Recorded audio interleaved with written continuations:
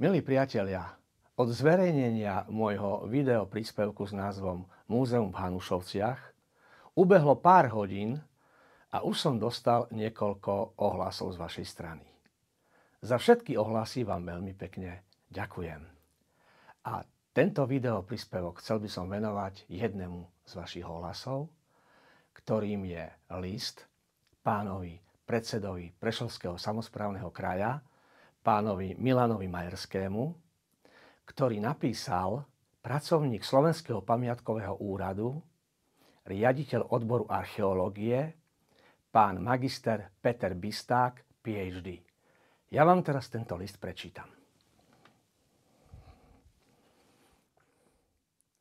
Vážený pán predseda Prešovského samosprávneho kraja, minulý týždeň som sa dozvedel, že zástupca riaditeľa Krajského múzea v Prešove, inžinier Samuel Brus, sa rozhodol k 30.4.2025 spolu s ďalšími zamestnancami múzea ukončiť svoj pracovný pomer v tejto kultúrnej a odbornej zbierkotvornej inštitúcii.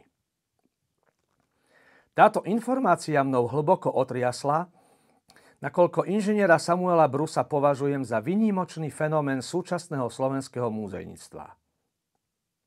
S mojimi kolegami na odbore archeológie Pamiatkového úradu Slovenskej republiky intenzívne spolupracujeme s inžinierom Samuelom Brusom na vyhodnocovaní stoviek unikátnych archeologických nálezov od doby bronzovej po stredovek, ktoré pochádzajú z národnej kultúrnej pamiatky vrchu Oblik v Slánskych vrchoch a ktoré by bez jeho osobného nasadenia boli navždy stratené.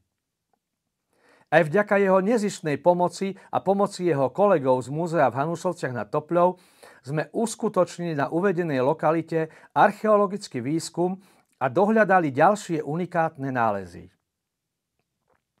Aktuálne v spoluautorstve s inžinierom Samuelom Brusom pripravujeme na žiadosť Poľskej akadémie vied v Krakove prednášku o týchto vzácnych nálezoch z Oblíka. Termín tejto prednášky je 6.5.2025. Po vyhodnotení a spracovaní nálezov sme plánovali pripraviť v múzeu v Hanušovciach nad Topľou výstavu určenú širokej verejnosti spolu s odbornou publikáciou. Odchod inžiniera Samuela Brusa z Krajského múzea v Prešove bude veľkou stratou pre kultúrny život nielen v Prešovskom kraji. S pozdravom magister Peter Bisták, PhD, riaditeľ odboru archeológie Pamiatkového úradu Slovenskej republiky. Tak čo poviete, priatelia? Potrebuje tento kolektív pracovníkov Hanušovského múzea vedenie Krajského múzea v Prešove?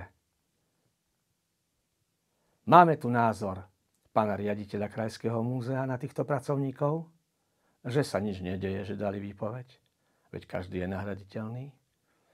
A máme tu názor odborníka z Pamiatkového úradu Slovenskej republiky. Ja osobne sa stotožňujem s týmto názorom tohto pána Petra Bistáka.